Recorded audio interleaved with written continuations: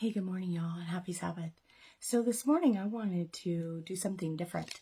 For all of those that want to learn Hebrew, I was wanting to teach a Hebrew word a day. And I love learning God's original language, the language that He spoke originally. So let's learn a new word today. So the first word that I want to teach is Shema.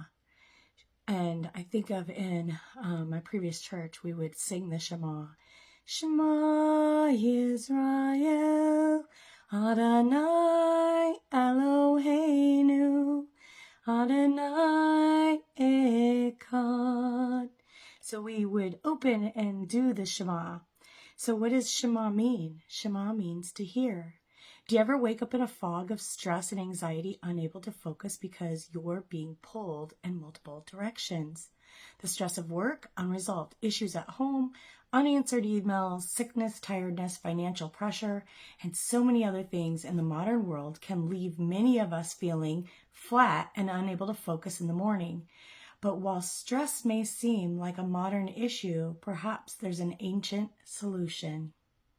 For 1,000 years, Jewish believers have spoken a prayer in the moment that they awake up to that focuses their attention on God rather than the things of this world.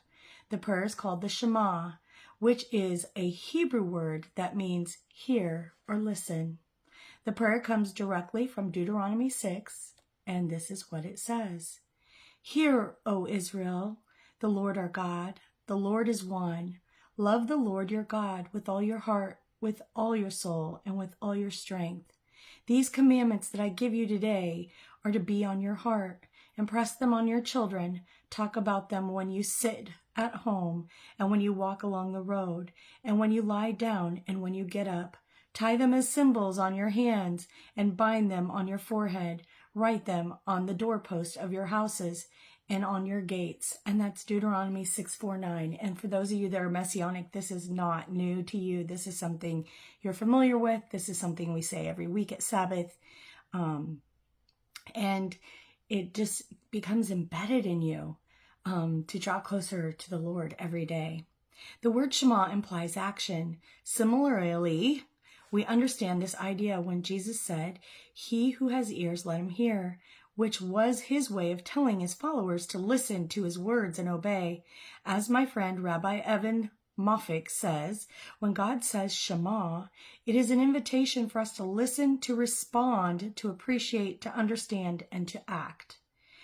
As a Jew, Jesus would have prayed the Shema every morning as a way of committing himself to loving God and listening to his word that day. I wonder how our attitude would change if first thing we did when we woke up every morning was to commit ourselves to loving God and listening to his word.